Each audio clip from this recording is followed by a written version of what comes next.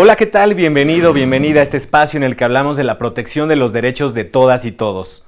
¿Qué harías si tú o algún familiar fuera víctima del delito de trata de personas? Hoy hablaremos del caso de una mujer que lo padeció y cómo una asesora jurídica federal logró su libertad. Quédate porque aquí te defendemos.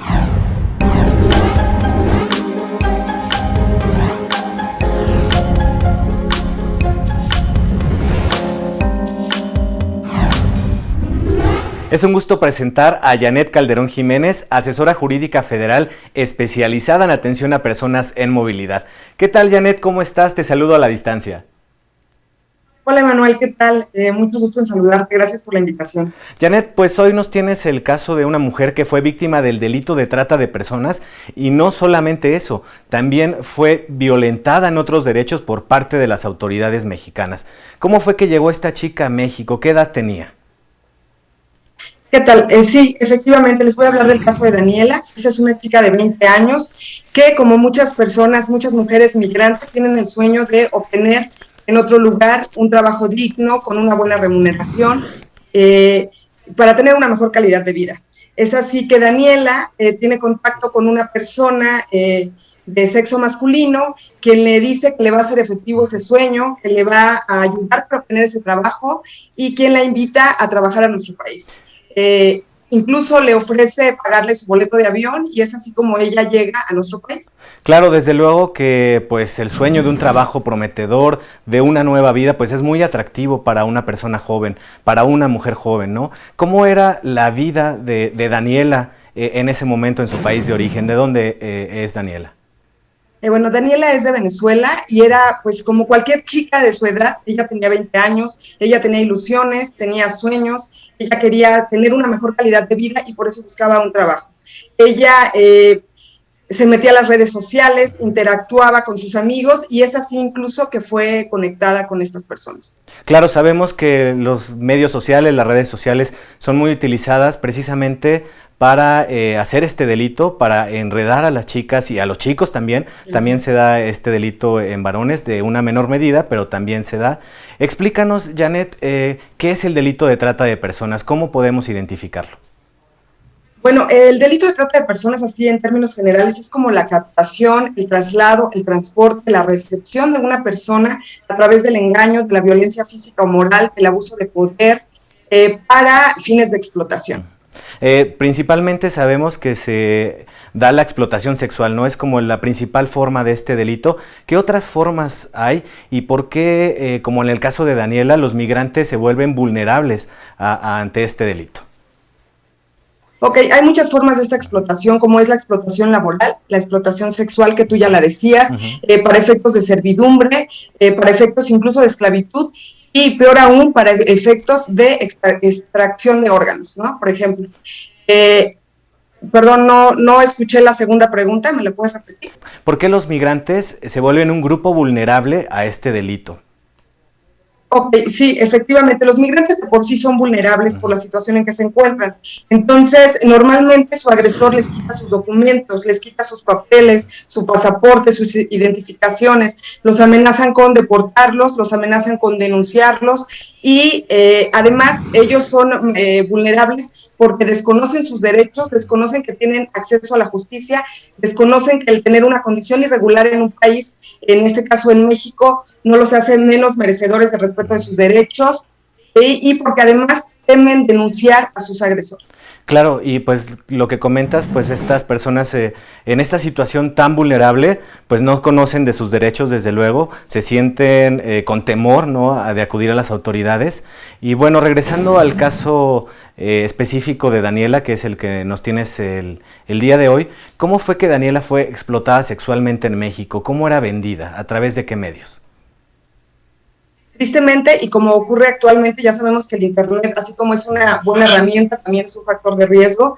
Ella era vendida a través de una página de Internet. Existía una página donde había un catálogo donde los hombres podían escoger a la chica que querían, de la cual querían sus servicios. Es así que Daniela era pues puesta a la venta, expuesta en una red social por medio de Internet, para que cualquier persona pudiera contratar sus servicios. Y esto que comentas, Janet, pues es muy grave para la autoestima de las personas, ¿no? Se vuelven un objeto, ¿no? Al ser vendidas en una página de internet, como bien comentas, en un catálogo como si fueran una cosa, ¿no? Es gravísimo para la autoestima y pues, como comentábamos, cuando están tan vulnerables no saben ni cómo defenderse, ¿no? Es terrible la situación que viven estas personas en un país que les es ajeno, en una cultura que les es ajena y como bien dice, seguramente sin papeles, ¿no? Porque las personas que trafican con ellos se encargan de que no tengan pues contacto con nadie, ¿no? Para que no puedan denunciar y se sientan todavía más sometidas estas personas. Janet, ¿cuál fue la situación de Daniela? ¿Cuánto tiempo estuvo siendo vendida por esta página de internet? Bueno, ella estuvo sometida a ese delito desde su llegada, luego que llegó a México, aproximadamente un año. Pero su pesadilla no terminó ahí. Desafortunadamente, después de ese año, de hecho, esa pesadilla terminó porque empezó otra. Ella después fue acusada de ser copartícipe del delito de trata de personas, cuando en realidad ella era una víctima. Claro. Entonces, de víctima se convirtió en victimario y fue juzgada por un delito del que fue víctima. Y precisamente acerca de esto, Janet, quiero invitarte a ver una pieza que preparamos sobre la revictimización, ¿no? Que es una situación terrible porque pues la víctima, ya siendo tan vulnerable y todavía es acusada de un delito que no cometió, pues es una situación terrible para su persona. Janet, te invito a ver esta pieza y regresamos con la entrevista. Claro que sí, muchas gracias. Vamos a la pieza y a un corte, regresamos.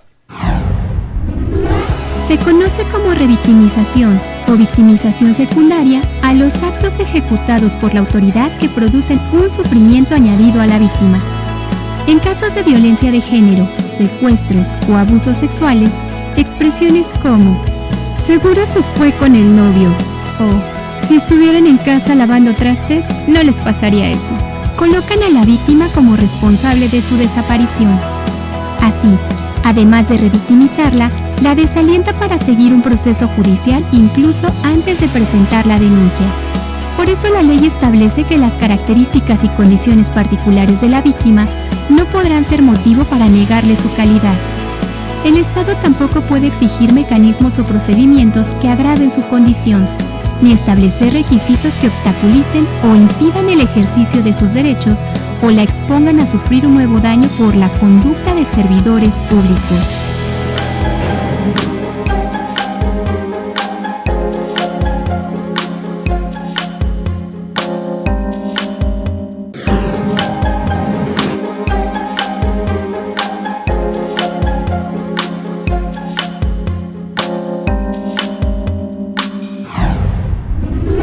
¿Qué tal? Ya estamos de regreso, estamos hablando del delito de trata de personas, en específico del caso de Daniela.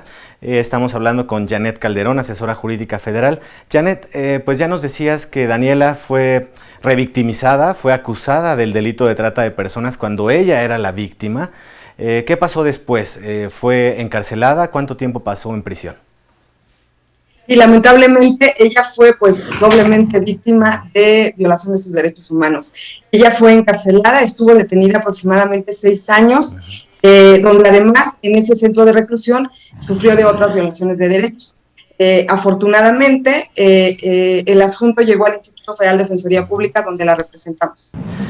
Justo cuando llega este caso a tus manos, Janet, ¿qué es lo primero que viene a tu mente? ¿Cómo se le puede ayudar a esta chica? Ok, bueno, aquí primero hay que aclarar que este asunto llegó primero al área penal del Instituto Federal de Defensoría Pública. Ella como imputada de un delito tenía derecho a la defensa. Si ella no puede pagar un abogado particular, tiene derecho a que le asignen uno por parte del Estado. Es así como el Instituto Federal de Defensoría Pública le puso un abogado que la atendiera. Después ella queda en libertad y ya es cuando entra el área de migración, el área de movilidad, que busca que todas las personas tengan acceso a la justicia. Aquí, Janet, quiero hacer un paréntesis acerca de los factores de riesgo. Ya nos comentabas que las personas migrantes pues, son un grupo vulnerable, ¿no?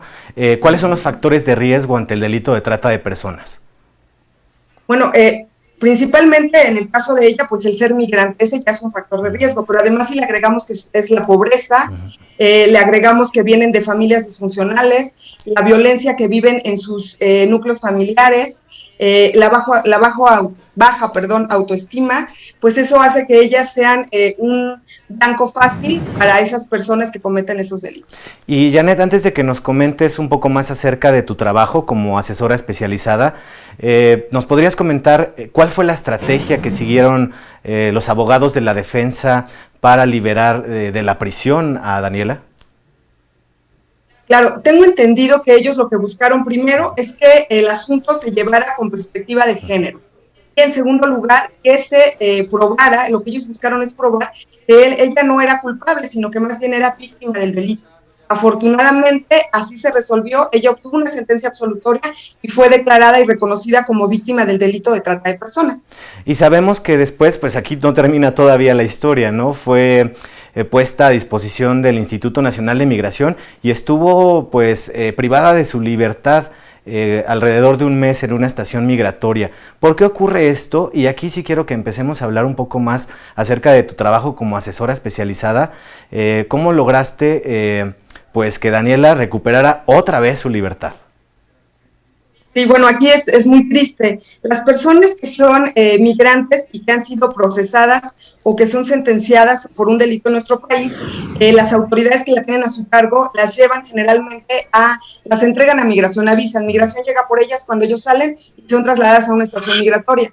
Entonces, imagínate, Daniela supuestamente había obtenido su libertad, pero lo cierto es que fue llevada a una estación migratoria que es como una cárcel, porque le limitan la comunicación, le quitan sus pertenencias, no le permiten recibir familiares libremente y mucho menos salir del lugar donde está detenida. Entonces, en ese sentido, lo que buscamos es que ella saliera de ahí. Aquí hay que aclarar que por haber sido víctima de delito, ella tenía que ser tratada de una manera especial.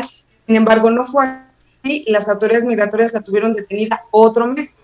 O sea, eso seguía afectando sus derechos. Sin embargo, como ella está casada con una persona mexicana, ella tiene derecho a la regularización.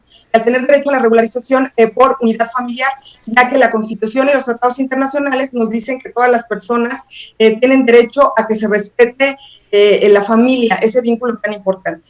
Es así como iniciamos su regularización, por un lado. Y por otro lado, dado que el contexto del país de donde ella es originaria atraviesa una crisis humanitaria y todo, ella aplicaba perfectamente para solicitar refugio.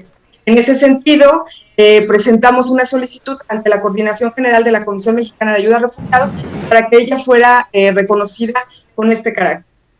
Janet, ¿cuáles fueron tus obstáculos para lograr que Daniela fuera libre por fin en México? Bueno, nos enfrentamos a muchos obstáculos. Primero, a que las autoridades se sensibilicen, las autoridades migratorias, que entiendan que migrar no es un delito, que sepan que las personas migrantes sí tienen una condición irregular, pero eso no implica que les deben de privar de su libertad, porque no están cometiendo ningún crimen, solamente incluso migrar es un derecho. Solamente están ejerciendo un derecho y si no tienen papeles, pues es una cuestión administrativa. Entonces, el primer obstáculo es eso, lograr que ella y las otras personas que representamos tengan su libertad. Después, que se les permita el acceso a un representante legal, porque a veces es una traba, se nos ha impedido entrar a estaciones migratorias y pues eso siempre afecta a la representación de estos migrantes. Y bien comentas, Janet, esto no es un delito, que la gente que nos está viendo, que sepa que ser migrante no es un delito, que la gente no tenga miedo de acercarse a las autoridades, porque si son víctimas de algún delito, tienen derechos en nuestro país. Los invito a ver este sondeo, después a un breve corte y regresamos.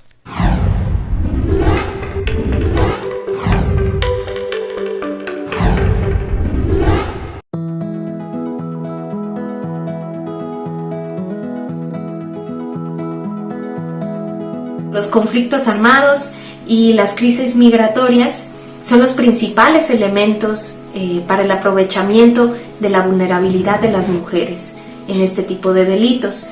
Y creo que también son más vulnerables debido a las manifestaciones del machismo y la discriminación en este tipo de delitos y en la procuración de justicia, dado que enfrentan procesos judiciales que no contemplan la perspectiva de género. Yo considero que las mujeres somos más inocentes en creer lo que nos pueda decir una persona. O sea, somos como unos niños donde nos dejamos envolver muy fácilmente y muchas veces a lo mejor nos dicen palabras bonitas que a lo mejor otras personas o nuestros propios familiares no nos dicen, y por eso sentimos que otra persona, al decirnos algo bonito, caemos muy rápido, por lo mismo que somos inocentes en ciertos aspectos más que un hombre. Y yo considero que las mujeres son más vulnerables al delito de trata de personas, simplemente desde un aspecto físico. La mujer, por muy ruda que sea, por mucho carácter que sea, es más vulnerable ante esta situación. Asimismo, por tantas cuestiones e ideologías machistas que se han venido batallando con ellas, es de que encasillan mucho a la mujer para este tipo de delito. Es importante saber que la relación de la víctima con el tratante se da de manera coercitiva o por medio de engaño, y eso provoca que las más vulnerables sean mujeres, con promesas de impactar en algún medio o de obtener ingresos mucho más rápido que una jornada de 8 horas. Siento que en general todo esto engloba la parte de machismo por parte de los hombres, ya sea que incluso la forma en la vestimenta o en el maquillaje lo ven mal de una mujer.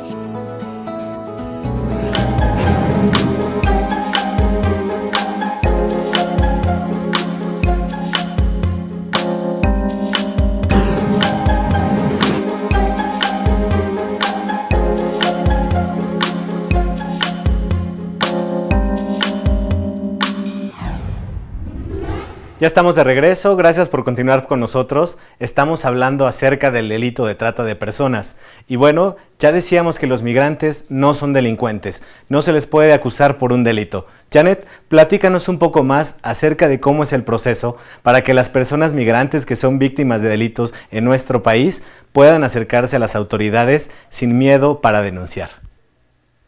Bueno, aquí primeramente las personas migrantes deben saber que el estar en situación irregular en el país no los hace menos merecedores del respeto de sus derechos. Por lo tanto, ellos pueden acceder, pueden interponer denuncias, pueden acercarse a cualquier autoridad para hacer valer todos los derechos que tienen. El artículo 1 de la Constitución de nuestro país dice que en el territorio mexicano todas las personas gozarán de los derechos que establece la Constitución. Dice muy claro todas las personas, no se diferencia entre mexicanos y extranjeros, y mucho menos hace diferencia si esos extranjeros deben ser regulares o irregulares. En ese sentido, ellos deben sentirse con la libertad y con la tranquilidad que pueden denunciar de los delitos de que están siendo objetos, independientemente que tengan a la mano sus papeles o no. Regresando a la situación de Daniela, de esta chica venezolana que nos platicas, que fue víctima del delito de trata de personas, ya hablábamos que es un delito con graves consecuencias y que vulnera muchos derechos de las personas migrantes. ¿Cuál es la situación actual de Daniela? Bueno, afortunadamente Daniela ahorita tiene una situación regular en el país, eso le permite vivir dignamente y tener una calidad de vida adecuada. Sin embargo, ella ya puede acceder a la residencia permanente, lo vamos a intentar, lo vamos a buscar. Ella quiere hacerlo no por el procedimiento de refugio, que también le da esa oportunidad, sino que lo quiere hacer por el derecho a la unidad familiar que tiene. El tener una residencia permanente le va a permitir tener acceso a todos los servicios, porque desafortunadamente, como las instituciones privadas a veces y algunas públicas no conocen los alcances de este tipo de condiciones migratorias, no les dan acceso a todos los servicios o a todos los derechos. Ya nos comentabas que el Instituto Federal de Defensoría Pública tiene asesores especializados como tú en atención a personas en movilidad. ¿Cuál es el trabajo que realizan ustedes como asesores especializados? ¿Qué otros asuntos atienden para personas que se encuentran en movilidad? Bueno, aquí es importante saber que el instituto en materia de movilidad lleva muchos asuntos con muchas variantes, específicamente solicitantes de refugio y personas que pretenden regularizar su situación migratoria o que han solicitado la regularización y que por alguna razón el Instituto Nacional de Migración les ha negado esa determinación, les ha otorgado una resolución desfavorable. En ese sentido, nosotros los podemos apoyar con la impugnación a través del medio de defensa correspondiente. También llevamos, por ejemplo, aquellas personas que están detenidas en estación migratoria o que llegaron a un aeropuerto y que no les permiten acceder al país cuando están pidiendo aún la condición de refugiado, aquellas personas que han solicitado algún tipo de regularización y les han dicho que no pueden porque tienen una alerta migratoria. Todos esos asuntos pueden acercarse a nosotros y con mucho gusto vamos a hacer todo lo posible para que se respeten sus derechos. Dadas las condiciones en las que se encuentran las personas en movilidad, los migrantes, quiero destacar la labor que ustedes realizan como asesores, porque ya lo decíamos, las personas que se encuentran fuera de su país por una u otra situación, se vuelven vulnerables ante delitos y sobre todo tienen miedo, ¿no?, de acercarse a las autoridades. Y aquí destacar su labor y que las personas se puedan acercar sin miedo con ustedes, porque ustedes son los que van a defender los derechos de estas personas. Janet, cuéntanos un poco más cuáles son, en dónde están ubicados los abogados especializados en esta atención. Claro que sí. Nosotros, bueno, para empezar, el Instituto Federal de Defensoría Pública cuenta con asesores prácticamente en todas las entidades de la República, pero aparte hay asesores jurídicos especializados en la materia de movilidad. Principalmente están establecidos en la frontera norte, en la frontera sur, en la parte donde pasa el tren La Bestia. Esos son los puntos principales. Sin embargo, en cualquier entidad del país donde se encuentren, ellos se pueden acercar al Instituto Federal de Defensoría Pública y va a haber un asesor que, si bien no hay uno especializado, el que está tiene competencia y ha sido capacitado también para atender este tipo de irregularidades. ¿Y cómo se pueden poner en contacto, Janet, con este servicio de asesoría gratuito? Es importante aquí que sepan que tenemos un servicio que se llama Defensatel, con un número telefónico que es el 800-22-42-42-6, donde se pueden comunicar las 24 horas, los 365 días del año. Ahí van a ser atendidos por abogados, quienes van a canalizar su asunto al área especializada. Muy bien, pues ahí está la información, también estuvo apareciendo a lo largo de este programa. Y Janet, cambiando totalmente de tema, quiero hacerte una pregunta. Tú ubicas los paisajes de José María Velasco, estos paisajes del Valle de México en los que vemos de fondo los volcanes. ¿Te gustan estos paisajes? Claro que sí, es un gran artista y es una deleite para la vista ver sus obras. Claro, y bueno, pues ya antes de despedirnos, Janet, quiero invitarte a ver una pieza que preparamos precisamente acerca de los paisajes de José María Velasco y bueno, agradecerte este tiempo que te tomaste para platicar con nosotros acerca del tema de trata de personas. Claro que sí, muchas gracias por el espacio. Bueno, pues vamos a ver esta cápsula de cultura. Agradecemos a nuestro equipo de producción que hace posible este programa. Gracias a ti por sintonizarnos. Te esperamos la próxima. Quédate en la señal de Justicia TV.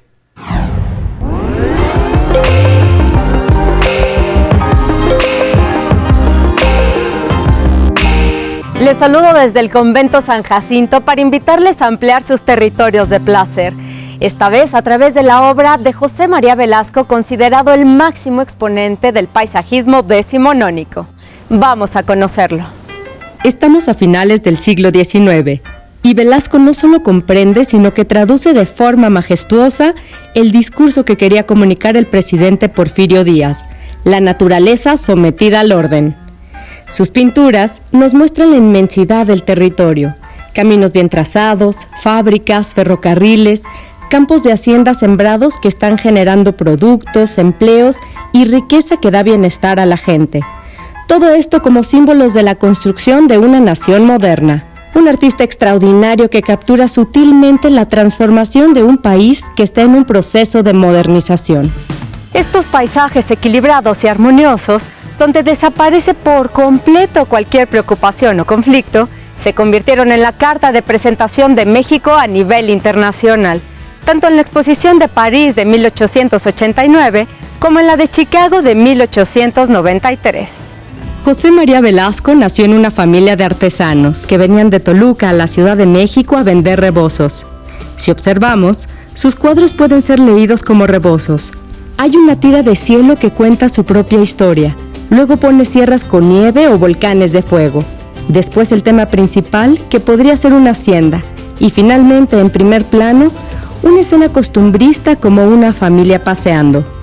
También estudió botánica, zoología, geografía y otras disciplinas. A pesar de su rigor científico, Velasco alteraba el tamaño de las rocas, movía sutilmente la ubicación de los volcanes y ponía vegetación donde no la había. Gracias a esas decisiones, sus famosos paisajes se ven más animados, sus pinturas parecen tener vida y movimiento. Hasta aquí nuestro recorrido por la obra de José María Velasco, cuyos paisajes han quedado como íconos de nuestra identidad. Un orgullo más de México.